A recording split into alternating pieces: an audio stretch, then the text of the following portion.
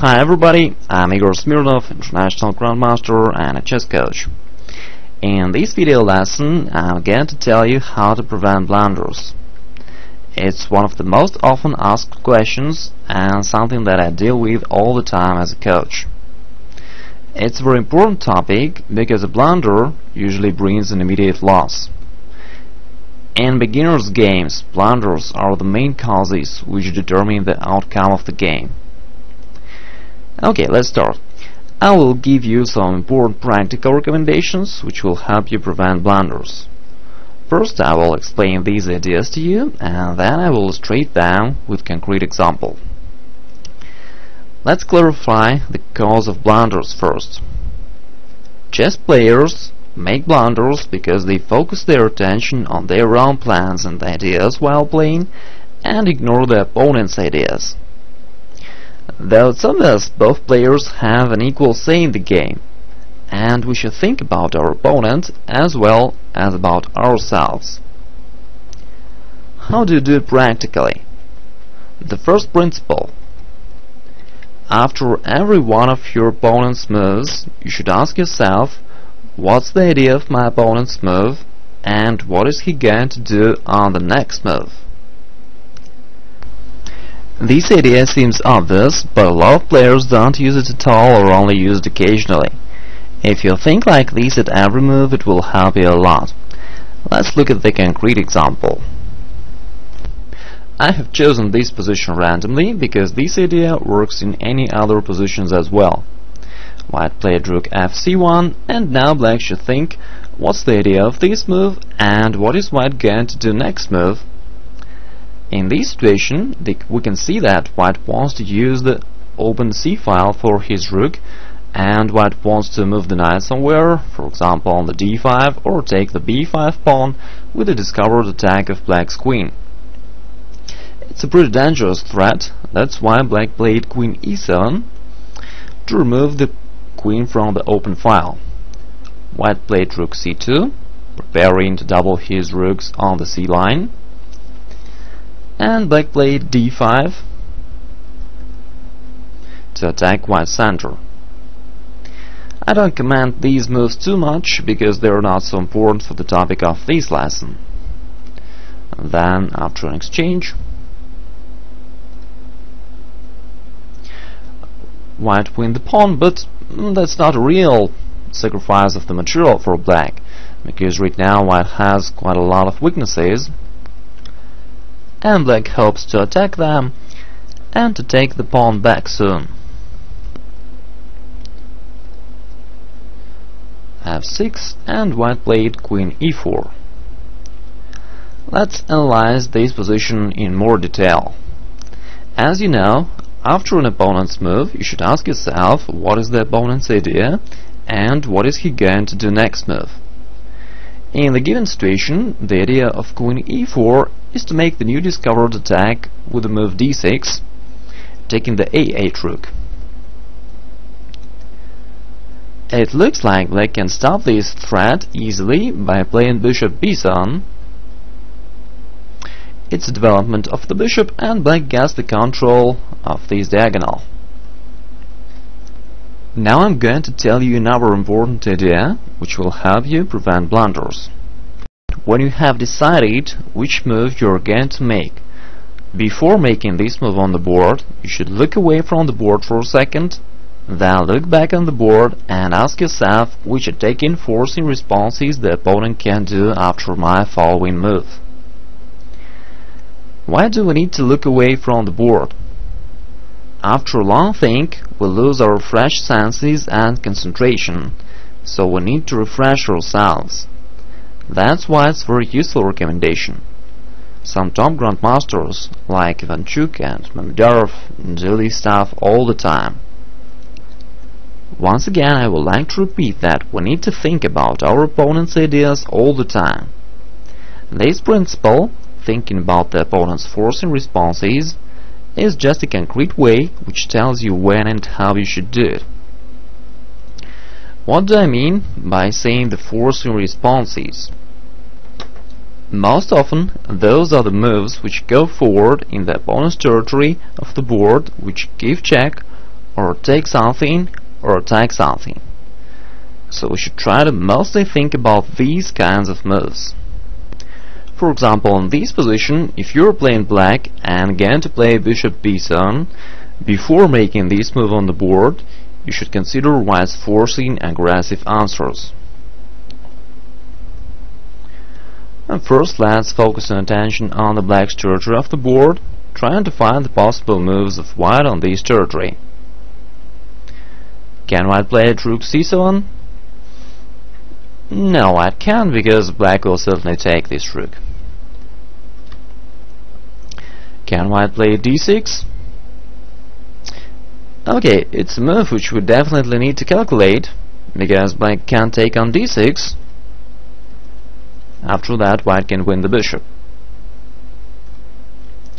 So in this situation we need to calculate the line bishop takes e4, d takes e7, and then black can take on the f3 with check.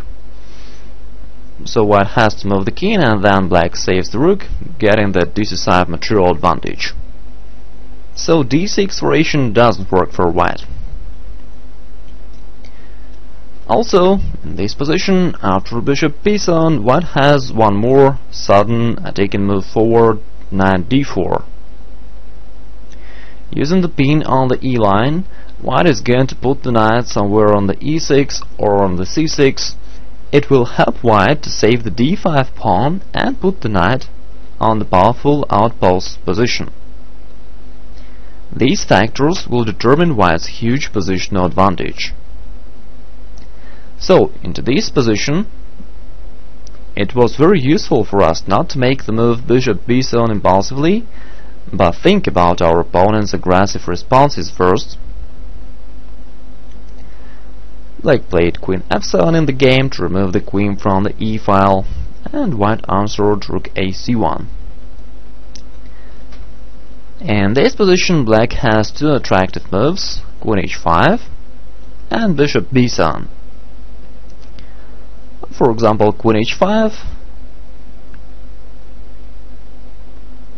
is attacking both of white pawns h3 and f5.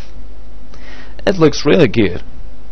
But as you know, we should think about white's taking answers first.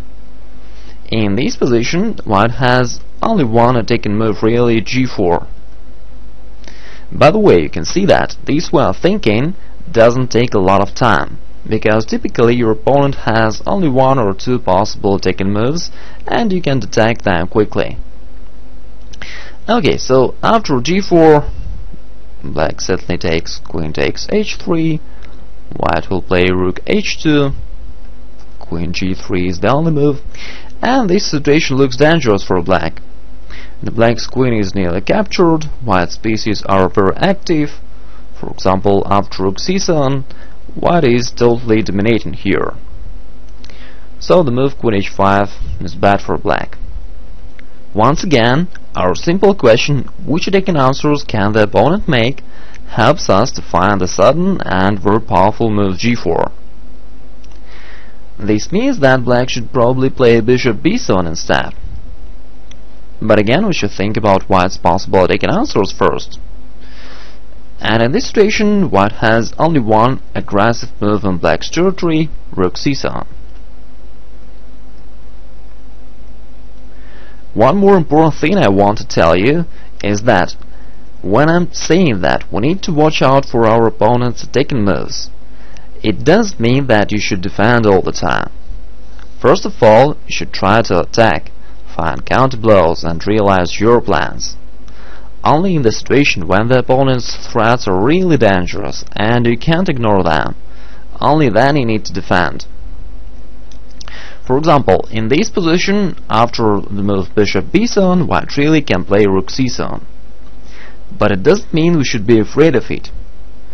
We just need to calculate this line and think if it is good for us or not. In this situation, black has a good move rook ac8, which helps black keep the material, because if white takes the queen, black can take the rook on the c1 with check first, and only then recapture on the f7, getting two rooks against the queen. In this situation, two rooks are much stronger and black actually has the winning position. It means white has to take on c8, and after rook takes c8 and bishop takes, black has finally finished the development. White has a lot of weaknesses: f5, d5, d3, the weak position of the white's king. That's why, after several next moves, black obtained the very good position, and he actually won the game quite simply. I will not show you the game until the end, because the ending isn't so important for our topic, how to prevent blunders. I just wanted to illustrate how these recommendations which I'm talking about work in practice. Let's make up some conclusions. We have discussed two main things which you need to do to prevent blunders. First, after the opponent's move, you should ask yourself what is the opponent's idea and what is he going to do on the next move. The second, before making the following move on the board, you should look away from the board, then look back and ask yourself which forcing answers your opponent can make. So you have learned what you should do to prevent blunders. Now you should train these things. After some practice, you will start to make them automatically and very quickly, because these recommendations are pretty simple. Usually, your opponent has few possible forcing moves, or even has no forcing moves at all. And that's why in the real game you can find out the opponent's ideas very quickly. How can you train these things? The first and very good way is to play training games against the computer. The computer is a great attacking player. It finds all the attacking possibilities. If you miss something, the computer will definitely show it to you. You shouldn't be confused about the result of these training games. Computers play very strong, and you'll probably lose all of your games. This really does matter. Your only task is to not make blunders in these games. This is the first recommendation. The second piece of advice I would like to give you is that you should solve simple tactical puzzles by looking at them from the other side of the board. For example, if it is white's turn, you should look at the board from black's side. This way of training is very effective. While solving the tactical tasks, you will train to find the forcing moves. While looking at the position from the other side, you will train to think about the opponent's threats and improve your prophylaxis thinking. As a final conclusion, I will tell you the last thing. It's much more important to improve one's thinking process rather than get new pointless knowledge all the time. Improving of your thinking system allows you to find the best move in any position. That's why it's very powerful stuff. That's why it could give you real progress quite quickly.